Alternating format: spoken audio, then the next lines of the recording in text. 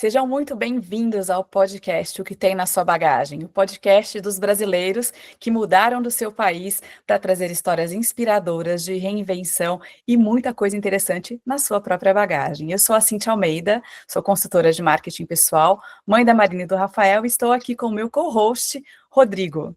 Olá, sejam todos bem-vindos ao nosso podcast O que tem na sua bagagem. Eu sou Rodrigo Souto Souza, psicólogo, profissional de mídia, doutor em liderança organizacional e junto com a Cintia Almeida, vamos juntos para mais uma jornada, uma troca de experiências aqui no nosso podcast. Eu sempre aqui nos comandos técnicos e acompanhando a Cintia nesse programa de hoje, né, Cintia?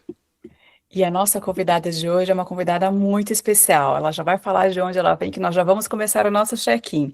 Eu vou trazer quem é a nossa convidada. Nossa convidada hoje é a Larissa Rinaldi. Ela é empreendedora criativa, escritora e fundadora do CRIA, uma plataforma que conecta brasileiros nos Estados Unidos por meio de criatividade, negócios e comunidade.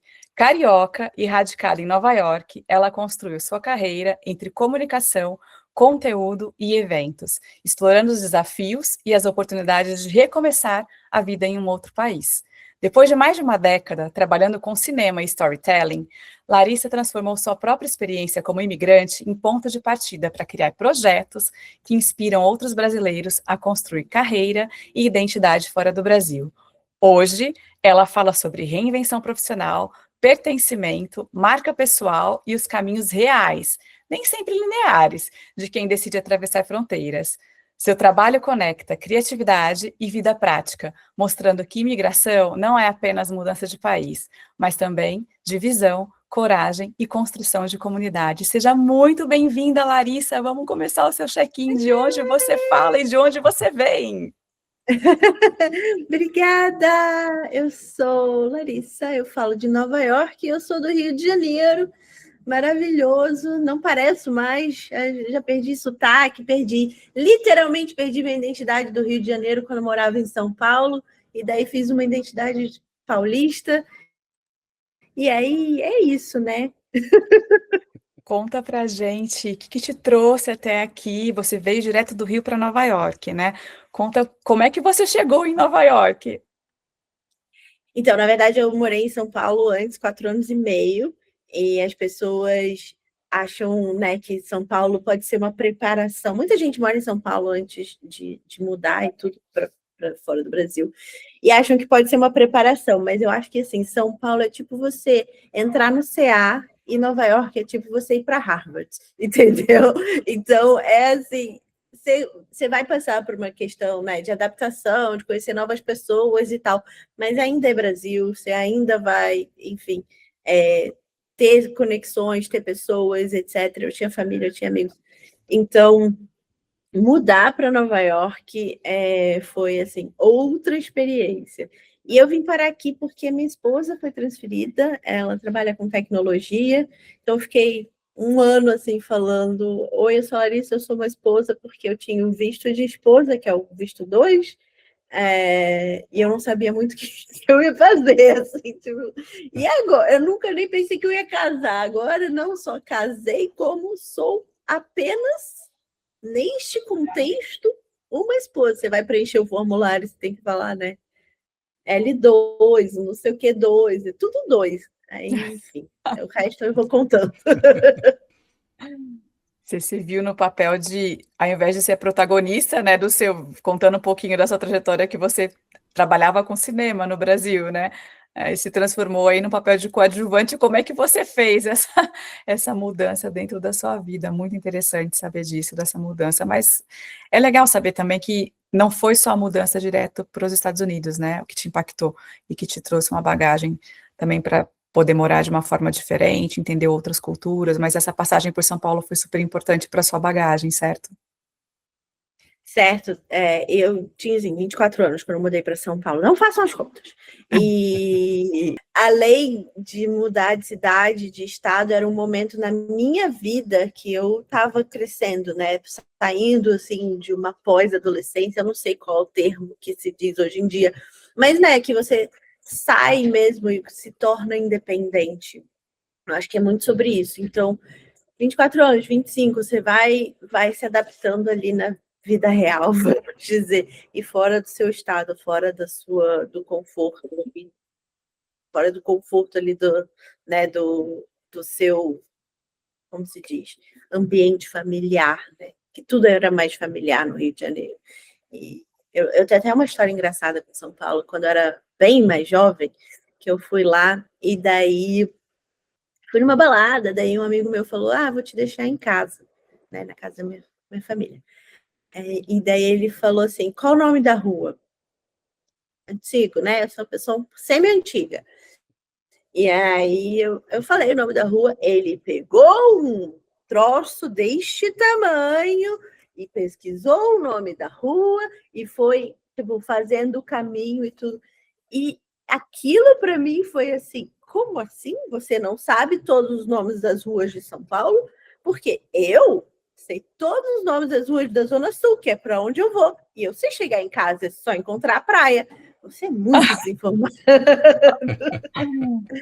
Então, eu Essas acho características que culturais são muito maravilhosas, né? E como a gente É. aprende, né? Eu falo que é um olhar expandido que é difícil caber. E eu lembro desse guia quatro rodas, tá? Porque eu também usei bastante na minha São vida. Paulo é uma cidade muito maior, né? Então, acho que me impactou muito nesse sentido, assim, de olha, existe um outro mundo que eu não estava sabendo.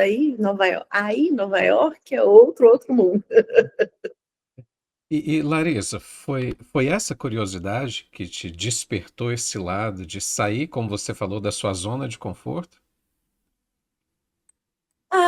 Sobre São Paulo, curiosidade, eu acho assim que eu estava num momento da minha vida que eu precisava decidir o que eu ia fazer, porque eu nunca fui do ambiente corporativo, eu nunca fui de carreira muito tradicional e tudo. Eu fiz jornalismo, mas eu trabalhava com cinema, eu queria ser criativa e eu queria escrever e etc. Assim. E aí eu acho que em São Paulo tinha esse curso de roteiro. Eu falei, vou tentar. E aí eu continuei trabalhando com cinema, e aí são essas sortes, assim, né? Tipo, conheci pessoas muito rápido, continuei trabalhando com cinema muito instantâneo, assim. Foi um momento, era a Copa do Mundo, então, assim, era um momento que estava agitado ali, aquele ambiente, né? Eu acho que sim, é uma curiosidade rebelde. Sair do conforto para desbravar o mundo sem seguir os passos mais ou menos que poderiam ser mais fáceis, talvez, né? Ou que são planejados, assim. Mais fácil entrar num programa de trainee e ir naquela empresa, não sei o quê. Mas não Eu era o que eu adorei o queria. termo. É. Eu adorei o termo curiosidade rebelde, que eu acho que, de certa forma, é um termo que todos nós temos, né? Quando a gente se propõe a mudar, seja de cidade, de país, de bairro, às vezes, né? Que é deixa eu explorar o que está ali para eu tentar entender e ver se faz sentido e como é que eu posso me adaptar ou não, né? A me flexibilizar dentro dessas minhas mudanças. Muito maravilhoso isso. Quando você veio para cá, né, e aí pegando o seu gancho de ter vindo para Nova York, você trabalhando com cinema, né, eu acho que deve ter olhado com um olhar diferente até para Nova York, né, do que nós, pessoas comuns, temos esse olhar. Apesar de que eu sou muito apaixonada por Nova York, eu olho sempre com um olhar de cinema, né, parece que Nova York sempre está nos filmes Uhum. para a gente.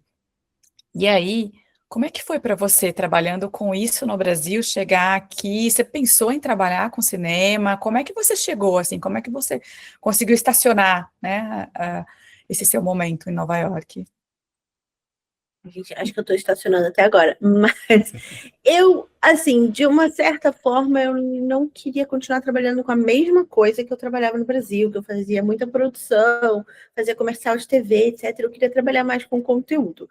Então, eu fui estacionando, fazendo as minhas próprias coisas, né? Com a minha rebeldia.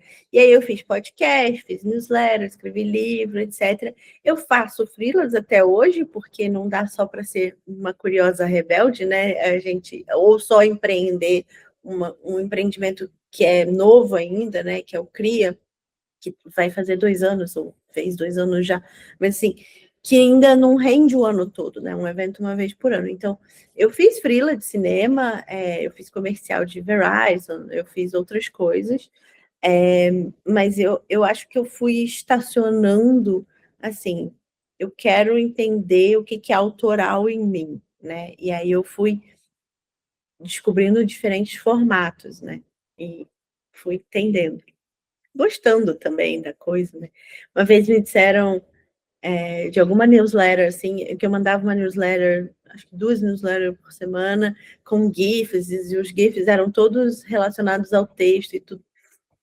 E alguém me respondeu, nossa, você nasceu para fazer isso. E eu acho que é um pouco isso, assim, de comunicação mesmo, né? De comunicar não só o que eu estou sentindo, mas experiências, transformar uma experiência individual em experiências coletivas, né? Larissa, uma questão. Como que é trabalhar essa questão da comunicação que você fazia no Brasil e de repente você se encontra em Nova York? Você teve que se adaptar? O seu público era diferente? Como é que foi esse processo de tentar se comunicar? Era uma nova audiência? Eram pessoas diferentes? Como que você trabalhou isso? Sim, com certeza. Era tudo bem diferente, né? No sentido de o brasileiro em Nova York é diferente do brasileiro no Brasil. Sim. É diferente do carioca, que são muitos outros brasileiros, né? Que eu não tinha tanto acesso assim no Rio de Janeiro ou até em São Paulo um pouco mais. Então, são muitos brasileiros num país diferente. Então, eu falo inglês assim desde que eu sou muito nova e eu cheguei aqui, eu parecia que eu não entendia nada do que as pessoas estavam falando. E eu achava que era culpa minha, tipo, fiquei fluente morando aqui, não faz o menor sentido isso. E não é, na verdade, é porque assim, todo mundo é imigrante, então cada um tem o seu sotaque, todo mundo fala muito, muito rápido, porque eles querem the next one, the next problem, próximo, próximo, próximo, próximo. E, e eu não tinha esse ritmo. E eu não era uma pessoa lenta também, mas eu não tinha esse ritmo nova-iorquino, assim, sabe? Então, essa adaptação, assim, levou um tempo.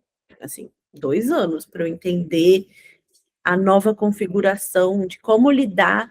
Acho que às vezes, assim, até hoje, né? Mas o que eu quero dizer hoje eu já saio com confiança na rua e eu consigo falar com qualquer pessoa mais sotaque que a pessoa tenha, que eu tenha, que a gente vai se entender. Uhum. Muito legal. Você acha que dá para falar que na sua mala de bagagem você trouxe a sua criatividade como o seu maior asset, né, seu maior poder aí, se a gente puder falar dessa forma, para a sua marca, porque eu imagino que se reinventar, que foi um dos processos que você passou, né, e se permitiu nesse tempo que você teve quando você chegou, né, estacionou e foi pousando aí de forma mais leve, né, tentando entender como é que estava acontecendo o seu próprio voo. A criatividade, ela te ajudou nesse processo de bagagem de mão? Porque, né, prestar serviços de freela, já ter essa flexibilidade de projetos, isso também te ajuda a entender que não tem uma rotina tão certa, ao mesmo tempo que te permite criar mais possibilidades para sua marca pessoal. Queria entender um pouco de você sobre essa bagagem de mão. Sim, que o que eu acho que assim que aconteceu comigo, tá? Que eu perdi muito da minha identidade no começo. E por milhões de motivos. Até no livro eu falo assim, eu nunca usei calça no Rio de Janeiro. Então, não tinha essa possibilidade aqui, sabe? Em São Do Paulo mais já não tinha básico, né? muitas. Exato, tipo, em São Paulo já não tinha muito, já era um pouco mais frio, já tinha que ser um pouco mais dinâmica, não dava para ir para set de filmagem de saia, assim, tal, vestido. Então, assim, já foi uma adaptação. Eu não ia para set no Rio, eu já trabalhava com cinema, mas eu não ia para o set de filmagem, eu trabalhava dentro do escritório. Era o São Paulo já foi diferente. Então, eu perdi a criatividade, tipo, eu comecei a ser muito básica, assim, nessa questão de investimento, que eu não sabia o que fazer muito, estava bem perdida, e eu fui buscando a criatividade nos formatos mesmo, assim. Então, a minha marca pessoal perdeu muito, precisou se reconstruir. Estava rolando um retorno de Saturno, para quem acredita, que é os 29 anos ali bombando, borbulhando, muitas ideias, assim.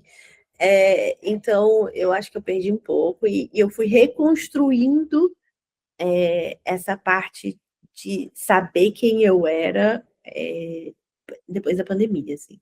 Levei uns 4 aninhos.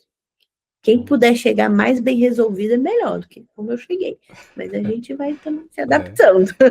E, Larissa, me diz o seguinte: se você pudesse voltar lá atrás e entregar uma mala mais leve para Larissa quando ela estava vindo, o que você tiraria da mala que você trouxe para deixar a Eu sua, ia a dar um sua abraço jornada mais nela, leve? né? Um abracinho tão jovem. Então, vamos ali ganhar o mundo. E aí descobre o mundo. Eu acho que eu tiraria um pouco das expectativas, sabe? Assim, quando você, tipo. Porque todo mundo que viaja tem uma ideia né, que mora fora, tem uma ideia de como vai ser morar fora. Ah, sim. E essa minha ideia especificamente, ela era um pouco fechada, assim, sabe? Tipo, eu vou trabalhar com conteúdo, e só serve isso, só faz aquilo. Então, e eu não sei se é baseado em expectativa, o psicólogo pode me responder se é esse o nome que se dá, ou se é uma questão mais profunda, né? No sentido de. I don't know. Não sei outro nome, mas eu acho que eu tiraria as expectativas um pouco. Né? E engraçado você falando da sua jornada, eu, alguns anos, olha só, também como você não façam as contas, 1997, eu vim para os Estados Unidos com o sonho de ser diretor de cinema, algo que eu não encontrava lá em Goiânia, onde eu morava. E cheguei cheio de expectativa, mas o sonho durou pouco. Fiquei aqui menos de um ano, voltei para trás, mas muito novo, muito garoto ainda, tinha trancado faculdade para vir para cá. Então, e depois, tantos anos depois, fiz a jornada para cá novamente, mas as expectativas já eram diferentes, era um pouco mais pé no chão. Então a gente adapta, né, com o tempo essas expectativas. E aprende, né? Eu acho que tem um ponto tão maravilhoso dessa liberdade da gente morar fora, é o olhar observador, né? É aprender a dançar conforme a música, né? O que nem sempre é fácil, mas eu acho que o aprendizado, ele é muito maravilhoso, né? E quem sabe dançar e vai dançando lindamente, vai aprendendo esses novos passos ao longo da nossa jornada, do nosso voo, eu acho que ajuda muito nesse processo. Sem É dúvida. isso. Eu acho que tem uma inocência, Uhum, né, na juventude. Eu não sei se só na juventude, mas na imigração de maneira geral. Porque assim, eu conheço brasileiros que são diretores de cinema, publicidade uhum. aqui, mas tem, enfim, o Kleber Mendonça Filho, eu acho que mora aqui agora, e está concorrendo ao Oscar. Então, assim, não é que não é possível, mas a gente acha que vai chegar e realizar. E existe todo um caminho, um processo, uma construção, um aprendizado, tudo que a gente já está falando, sabe? E não é do dia para a noite. Então, I don't know, eu tenho um business há 2 anos, vai demorar para ele se consolidar mais, né? Mesmo com bons números, não é uma coisa que acontece do dia para a noite. Felizmente, eu acho que a gente está numa terra fértil. É. Conta pra gente como é que veio já entrando nesse seu projeto, que foi o livro, né? Não sei se você está com ele aí, mas se você puder mostrar esse livro que nasceu, né, da sua jornada, dessa mudança, É, da sua vida de imigrante expatriada, que é o livro Nova York. Como é que veio esse processo? Como é que foi escrever? Quais foram as turbulências que você enfrentou também para tirar esse projeto do papel? Conta pra gente um pouco. ponto. Então, você vê, é a mesma capa, mas ele está em português e em inglês, Ah, atenção. sim. É, eu acho, ele chama Tudo que Aprendi em Nova York, mas na verdade ele deveria chamar Todas as Vezes que Eu Saí de Casa, porque ele é sobre essa jornada de sair de casa. Então eu saí da casa da minha mãe, daí eu saí do Rio de Janeiro, daí eu saí do meu país. E a cada vez que eu saí de casa, eu fui evoluindo, aprendendo, entendendo quem eu era. E daí eu começo o livro falando quem sou eu, que é um livro, não é de autoajuda, é de se conhecer, né? Sobre como que eu vou me conhecer. E eu pergunto, quem sou eu, né? O que eu estou fazendo aqui? E aí era questionando o papel de esposa, questionando o papel de filha, de imigrante, questionando. É um livro de perguntas, não tem respostas. E daí eu termino o livro falando que escrever era a única constância. E é perpétuo e dá medo, mas era a única coisa que eu poderia ser, era escritora. E hoje eu entendo que é um pouco além de escritora, assim, é mais sobre ter uma visão, né? E os desafios do livro foram porque eu trabalhei com cinema que nunca era meu filme. Eu fiz um filme, né? Um curta de 3 minutos, mas assim, eu nunca tinha trabalhado a minha visão num projeto criativo. Então, no podcast eu tinha uma co-host, teve esse. Talvez eu tivesse trabalhado, eu só não entendia isso, né? E eu levei o livro muito a sério, então eu estava fazendo o trabalho mais importante do mundo. E aí eu fui passando por esses processos criativos e entendendo também que eu precisava tomar decisões, que elas não seriam tomadas por mim, que era uma coisa que talvez eu não tivesse tão acostumada. Então eu estava me fazendo uma fundação, né? Eu comigo mesmo, assim. E o livro, como qualquer projeto criativo, ele precisa do feedback, mas ele precisa que o coordenador, o diretor, a escritora, enfim, a pessoa que está ali, que é tem a visão do projeto, ela precisa tomar as decisões dela, ela precisa entender qual é a visão dela, saber muito, ter muito claro, porque senão o projeto ele vai se arrastando. Tem um livro da Shonda Rhimes, que, enfim, é a pessoa do Grey's Grey's Anatomy, Anatomy.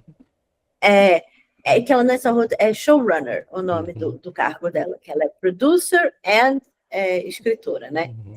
E ela ou seja, a dona do show. E ela tem um livro que chama O Ano do Sim, uma coisa assim em português. E ela fala que para escolher a co-protagonista, né, ali a amiga da Grey, ela levou anos e anos, assim, não anos, mas assim, muito, muito tempo. E alguém virou para ela e falou: Shonda, você precisa saber o que você quer, que você está gastando dinheiro, recurso, o tempo dessas atrizes, enfim, que não vão ser selecionadas, você precisa tomar uma decisão. E eu acho que é sobre isso, é você ter a visão do seu projeto. Às vezes vai mudar, e assim, eu acho que eu achei difícil encontrar minha visão, sabe? Mais do que escrever. E nem era um projeto Uhum. quando você saiu do Brasil e escreveu um livro. Ele se tornou projeto em si quando você já estava em Nova York, foi isso? Era um sonho, assim, sempre. Porque eu escrevo desde que eu sei escrever. Então, enfim, Ah, escrevi um faz sentido. conto com. Escrevi um conto com 8 anos, daí eu escrevia peças de teatro, daí eu atuava e dirigia minhas peças de teatro, daí eu escrevia poema, daí na adolescência, né? Adolescente inflamado, escreve poema. Mas assim, eu escrevia uns negócios bons até. Que eu já revisitei, assim. Daí eu fui para a faculdade, porque eu queria fazer jornalismo para poder escrever. Então, sempre voltando, assim, eu acho que imigrar muitas vezes pode ser uma fuga, mas quem a gente nunca foge da gente. A gente tem que se aprofundar nessa pessoa mesmo. Né? Não tem fuga. E Larissa, tem algo que eu compartilho muito com você, que é a questão de ser criativo.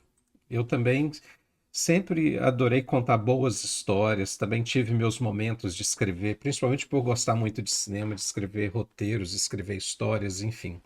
E tem algo que a gente sofre muito, principalmente depois que a gente começa a encarar assim, uma fase mais realista da vida, que é ter essa paixão pela criatividade de poder sonhar e encarar uma realidade prática que você tem que entender que às vezes aquilo é um negócio, que você tem que tentar monetizar aquilo para poder sobreviver. E você passou por essa fase, ainda mais em Nova York, onde você pensou assim: como eu vou poder conciliar a minha criatividade com a prática, com a vivência do dia a dia? Eu acho que eu passo até hoje, e talvez a grande questão dos criativos, assim, e aí foi o que eu falei, eu faço freela para outras produções, tenho Cria, que me tem um pouco, né, chega um income, mas é uma vez por ano. O Conta livro, pra gente do coitado, CRIA, aproveita e conta pra gente do CRIA, que eu acho que é um projeto filho muito legal. Hum. conto. Eu só ia terminar, porque o livro, coitado, ele vende, assim, independente, eu fiz tudo independente, já vendeu mais de 500 cópias. Mas tem que vender 500 cópias por mês para você viver bem, né? Ou por dia, não sei. Não é o caso. Então, tem 3 anos de livro, 2022, 4 anos de livro e estamos aí. O CRIA foi buscando essas respostas, na verdade, que eu criei o CRIA. O que aconteceu? Quando eu lancei o livro, eu vendi para todo mundo que eu conhecia. E eu falei, agora o que eu faço? E aí eu comecei a dar um webinar de graça e falei, o pagamento é você postar o meu livro nas redes sociais. E eu fiz isso um ano inteiro.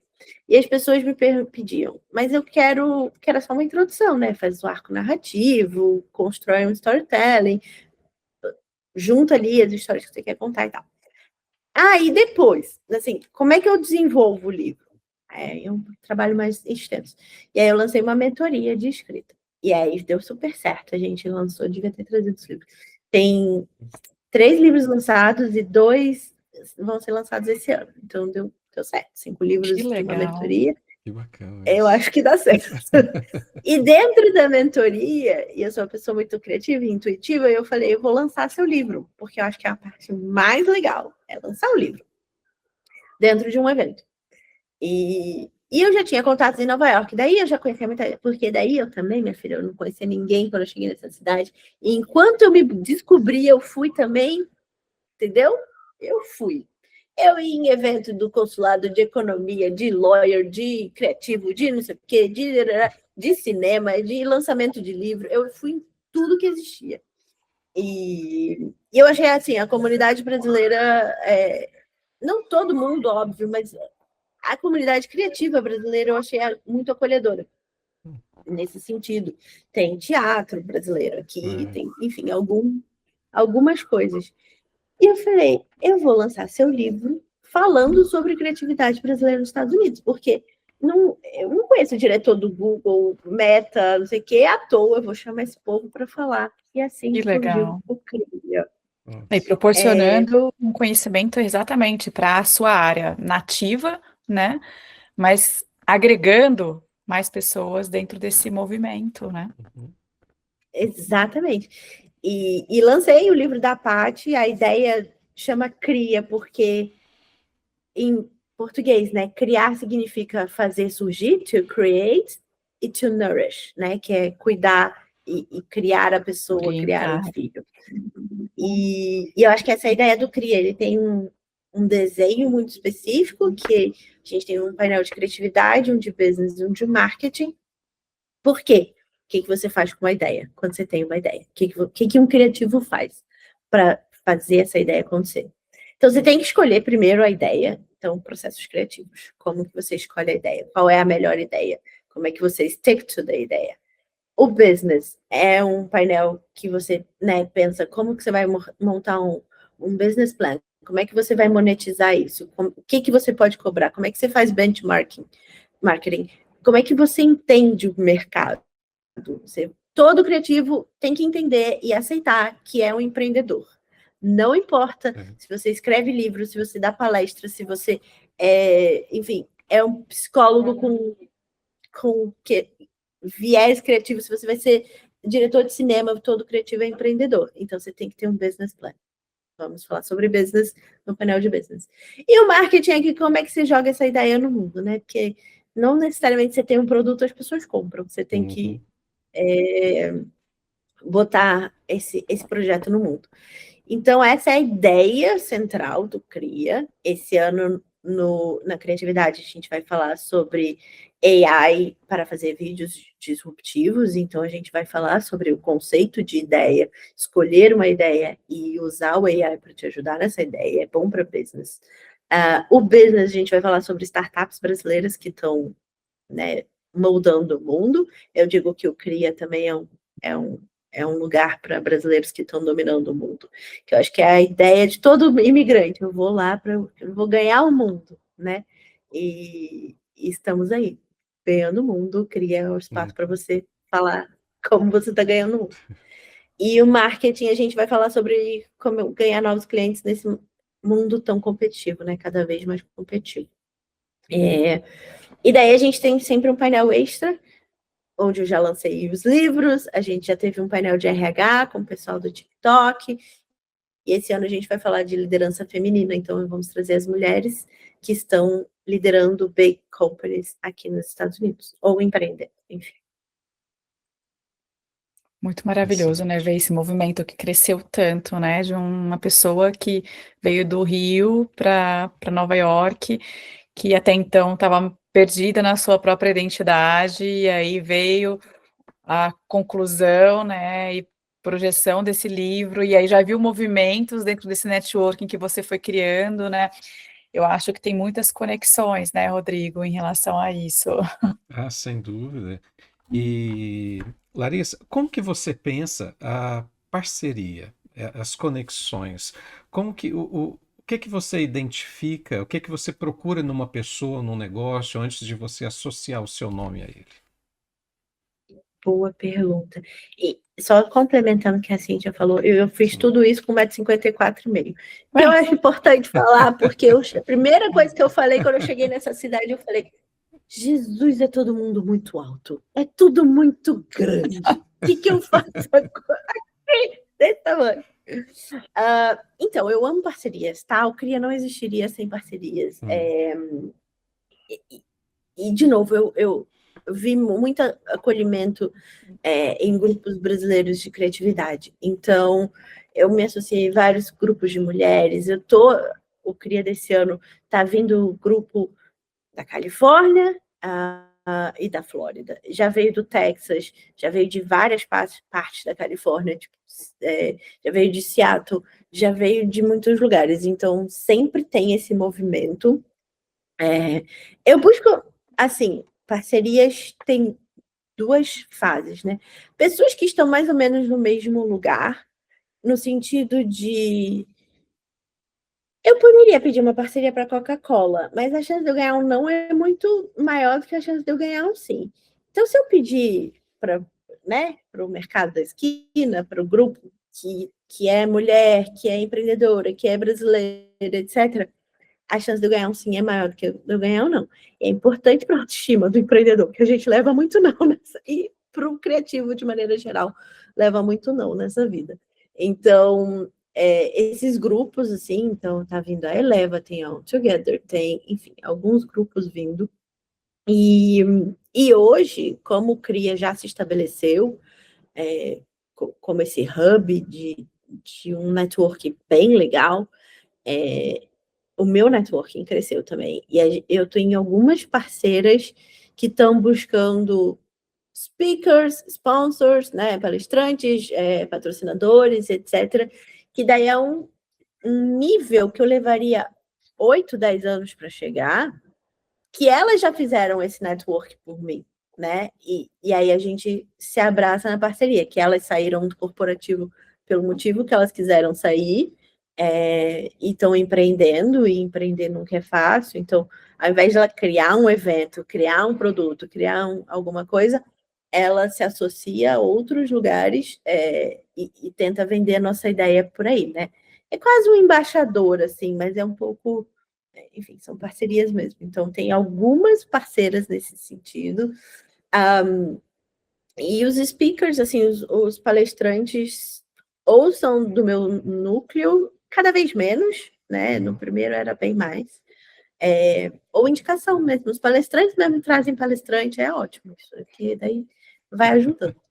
Mas é legal porque a gente vê essa evolução, né? de você se permitir também sair da sua bolha, né? A partir do momento que você entende o seu lugar no mundo e que você está num lugar onde tem muitas possibilidades, de uma forma muito diversa, eu acho que é muito também, porque tem muita gente que acaba ficando mais no casulo, né, quando muda, quando tem essa mudança de país, e você mesmo não sabendo a sua identidade naquele momento, né, foi construindo essa identidade, foi se permitindo, né, talvez avançar em outros momentos que você não estaria fazendo isso se você não estivesse em outro país, né. Eu acho que esse olhar que você teve, que eu falo sempre que às vezes é óbvio pra gente, né, não é óbvio para o outro. Então, ouvindo você contar de todo esse avanço que você teve durante todos esses anos, em várias frentes que não é a sua de conforto, é muito legal e muito inspirador. Mostrar para as pessoas que elas podem fazer o que elas querem fazer, desde que elas se comprometam a sair das suas bolhas, a olhar para o outro lado e receber muito não, que eu acho que isso é uma parte muito importante da nossa conversa aqui também. E todos nós, quando saímos dos nossos países, nós vamos receber vários nãos, em diferentes formatos, né, e saber que o não te define, e que aí você vai buscar o seu sim, e que você vai vendo e vai se adaptando para tentar entender aonde é que está o seu sim. Muito, muito rico isso que você falou, acho que a transformação de insights, para quem está nos ouvindo aqui, ajuda muito, né, nessa perspectiva de ser expatriado, imigrante. E você falou sobre eu sair da minha bolha. Olha quantas coisas legais você está falando, tendo insights sobre o meu trabalho, sabe? Assim, e me deu um insight também, porque eu acho que eu falei que era um livro de perguntas, e eu acho que as respostas das perguntas que eu busquei aqui estava lá na Larissa, que estava escrevendo peça, produzindo peça, taranã, sendo microempreendedora criativa com 10, 11 anos, sabe? Às vezes, acho que psicólogo, vem psicólogo. A resposta está na gente mesmo, né? Acho que os sonhos que a gente tem quando a gente é criança nunca morrem. Então, eu fiz todo esse caminho para voltar Você para mim. conseguiu promover esse encontro, né? Daquela Larissa lá atrás com o que você anda fazendo agora, enfim. E, Larissa, ainda sobre o CRIA, eu fiquei com uma dúvida e eu acho que de repente pode ajudar muitas pessoas também. Na prática, como que quem estiver assistindo pode participar do CRIA? É um evento exclusivamente para brasileiros? É em português? É em inglês? É online? É presencial? Explica para a gente um pouco na prática como é que funciona esse projeto. Hashtag vem pro CRIA, Desculpa, tá? e datas também, quando é que vai acontecer, de quanto em quanto tempo que acontece? Você falou que uma vez por ano, né? Isso, então, criar uma vez por ano aqui em Nova York, vai ser dia 25 de abril, na New York University. É uma ótima semana, porque não tem 1 milhão de eventos acontecendo, então os hotéis não estão muito caros. Se você vem em setembro para Nova York, todos os chefes de estado estão em Nova York, difícil. Você não dá para andar de carro em Nova York em setembro, é uma loucura. Em abril é mais calmo, não tá frio, tá super agradável. As cerejeiras estão brotando. E a gente está falando sobre criatividade e inovação. É aberto, você pode comprar seu ticket, criaconnect.com. São 4 painéis, 4 keynotes. Várias oportunidades de networking. Você pode comprar um happy hour que a gente faz depois. Você pode comprar um jantar com os speakers, que é no dia anterior, no dia 24 de abril. Então, basicamente é isso. Somos um grupo super aberto, assim, sabe? O que eu acho que é mais legal do CRIA não existe um distanciamento entre palestrante e audiência. O palestrante vira audiência, a audiência vira palestrante, todo mundo junto, sabe? A gente tem a oportunidade de você fazer um pitch de 1 minuto no palco. E assim, ser nosso parceiro. A gente tem os palestrantes, a cada final de palestra, que é né, painel, na verdade, tem 10 minutos de network, então você pode abordar aquele palestrante, aquela pessoa bem fresco na memória, o que você vai falar, com quem que você vai falar. No começo, sempre tem uma dinâmica, assim, conversa com alguém que você nunca falou, e é uma coisa que a gente incentiva bastante. Então, a gente vai criar um grupo de WhatsApp, que Deus me ajude, mas é para brasileiro, é em português. Tem uns gringos que vêm, que são os brasileiros, que são brasileiros são gringos que gostam do Brasil, né? É, e aí eu consigo fazer tradução simultânea, mas tem que avisar para a gente, porque é por Zoom, então a pessoa tem que levar o fone e tal, tem que entender, tem que ter uma internet diferente, então não é sempre que tem, sabe? Por isso, assim, por esses motivos. Mas o evento é ao Porque vivo, eu né? acho O evento é em Nova York mesmo, ao vivo, esse do Zoom que você fala a tradução. a tradução só. O Perfeito. evento é todo ao vivo, não vende online ainda. Ah, por que, Larissa, eu não posso ver online? Cara, seria muito bom. Eu não tenho braço ainda para fazer isso, para coordenar. No dia acaba acontecendo muita coisa. Mas um dia, quem sabe, não é mesmo? Vamos crescendo. A gente Muito vai, ó, bom. e agregando, agregando, agregando.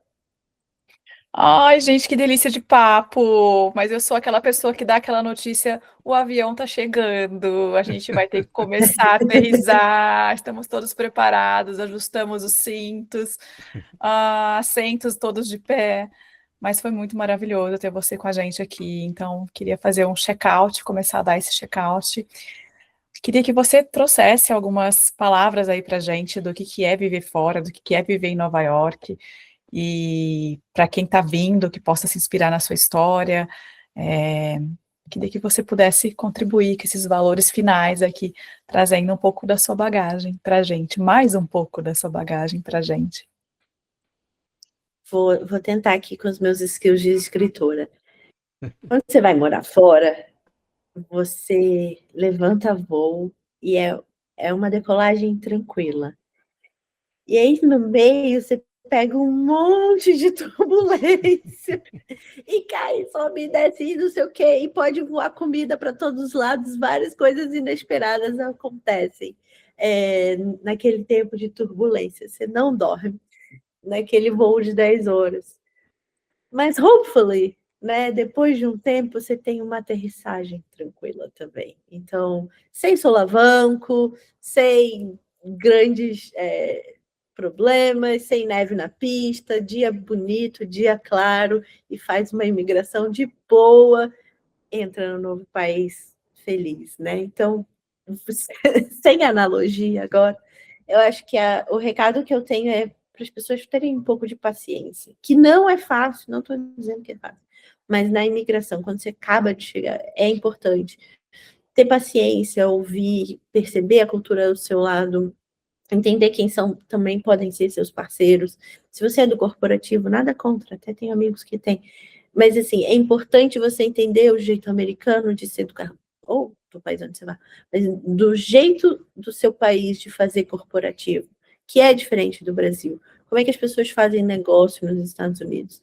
É diferente do Brasil. No Brasil, todo mundo vai para o happy hour. Aqui, ninguém vai para o happy hour com o pessoal do trabalho. É muito diferente.